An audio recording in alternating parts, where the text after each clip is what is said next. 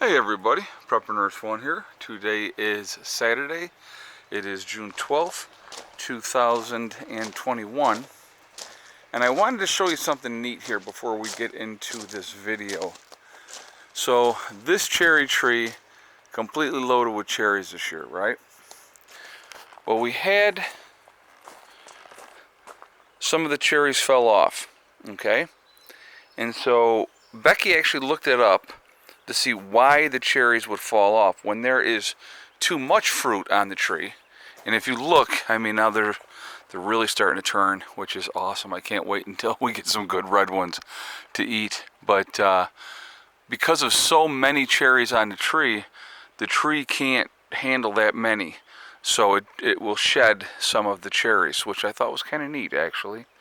But yeah, as soon as I got one that's good and ripe, I'm definitely going to be eating it. And I think that's going to be within a couple of days, I'll be honest with you, because they're turning, that's for sure. Okay, so I'm going to share a couple things with you. There has been speculation, of course, that we will be having a cyber attack on the power grid.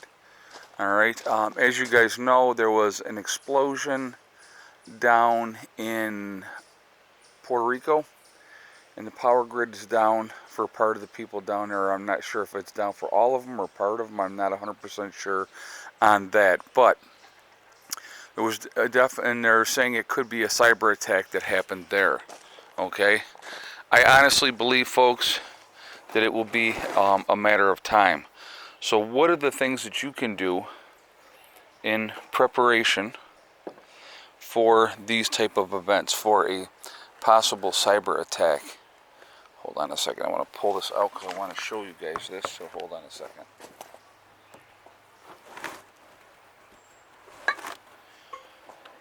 So I today was out, and we were out, and I'll show you why we were out in a little bit, but while we were out, I saw a garage sale sign, and I was like, okay, well, we'll go and check that out. That almost slid right off that table.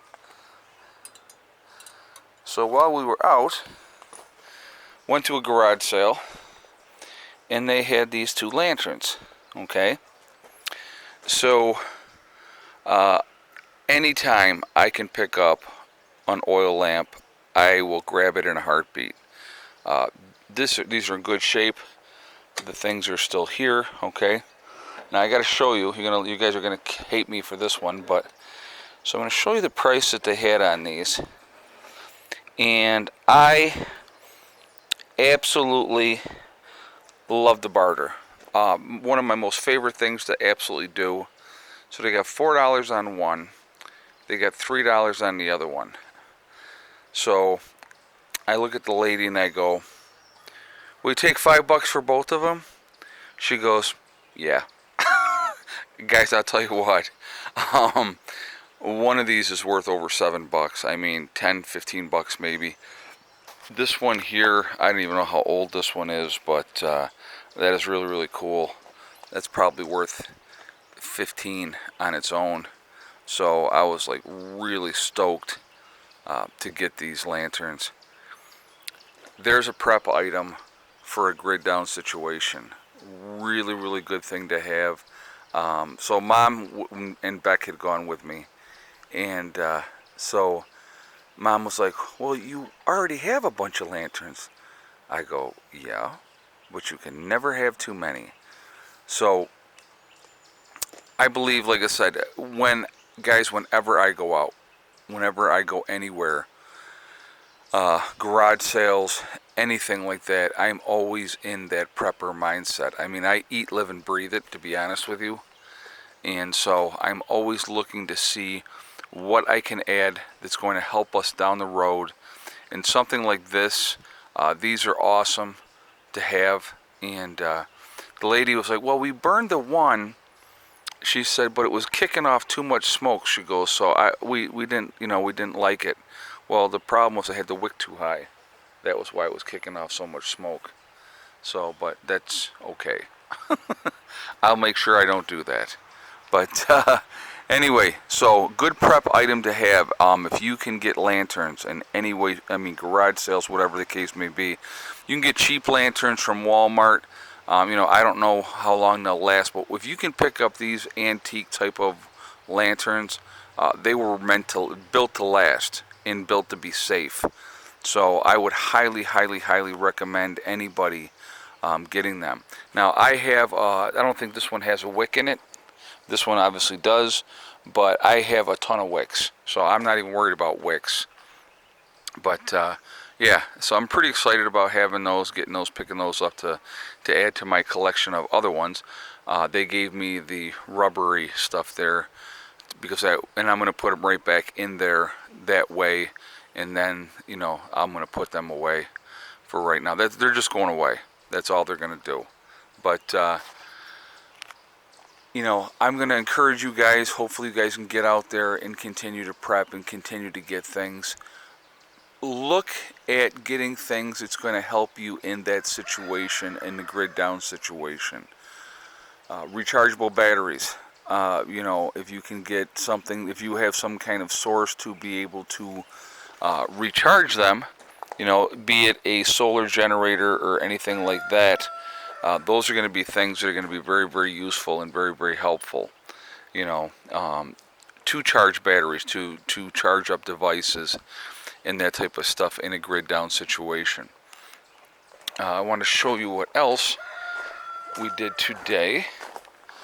So Heather is going to be in the fall starting that dog is blind, so anytime she hears, I think she's getting blind, anytime she hears anybody walk by, she starts barking. But hold on a second. So this is for Heather, and this is a 2013 Ford Taurus, and so that is going to be her car. It drives really, really well. No issues with it driving, and so I'm going to obviously get it registered, get plates on it, and yes, I did drive it home. So look, you'll see, no plates. I drove it home with no plates on it. Had to get it here, so I know that's highly illegal, but it wasn't that far. I was like, well, guys, where we're at, where I live out in the country, very, very rarely do you see police out here. Very rarely. Not that I recommend driving around in a car with no plates, no registration, no inspection. I don't recommend that, but I wanted to get the car home, and so that's what we did. So I drove it. So I'm like, yeah, if anybody's going to get busted for it, it's going to be me. So, but anyway, so we got this home, and so I will get it registered and and all that stuff, and get it inspected. I want to get it into a shop and have them kind of look at it.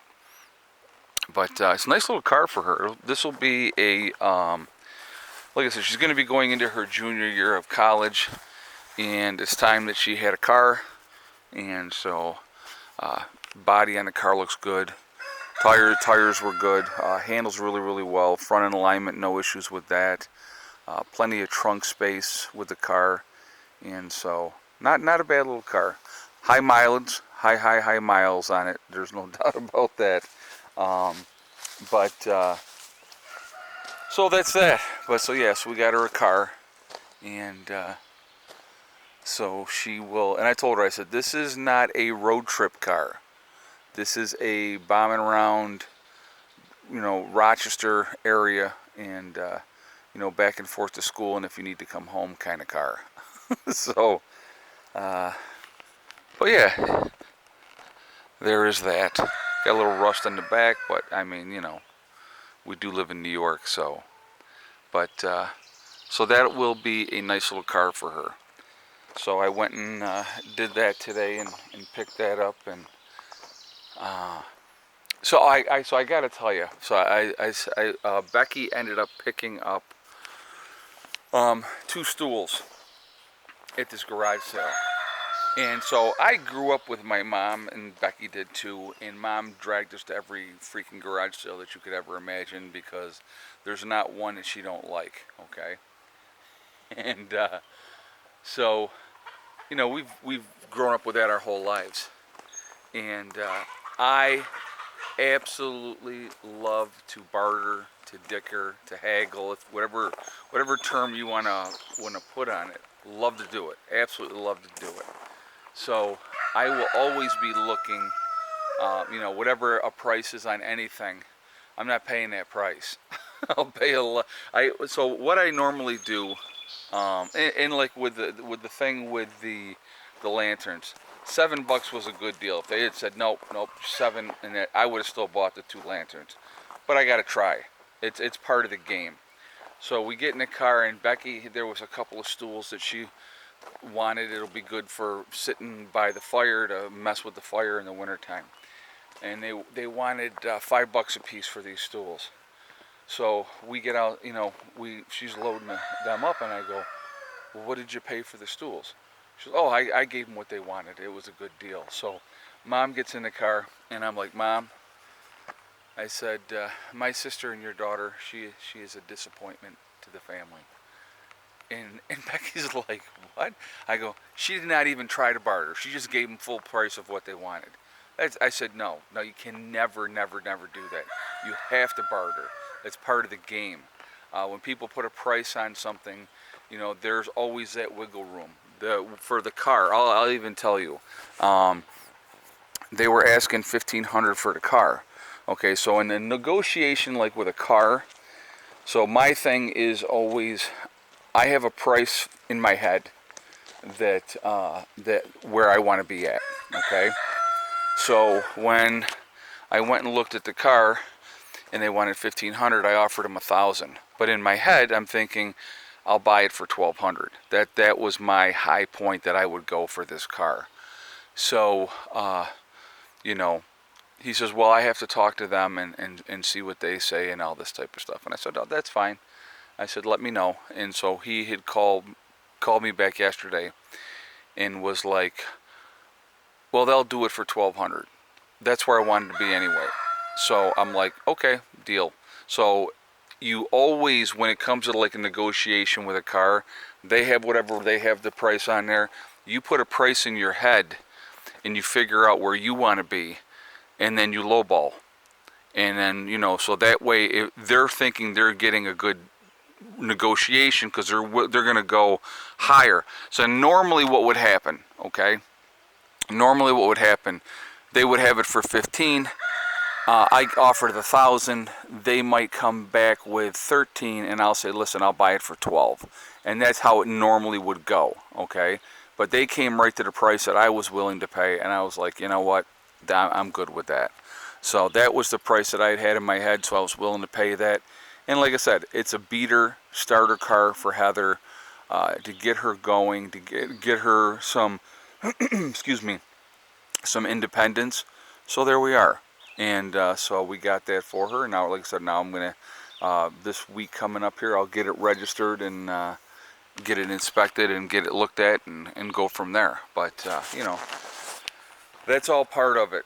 But anyway, getting back to what we were talking about earlier, preparing for a grid down situation. I would not be shocked if we have a grid down situation. It may not be the entire nation, okay?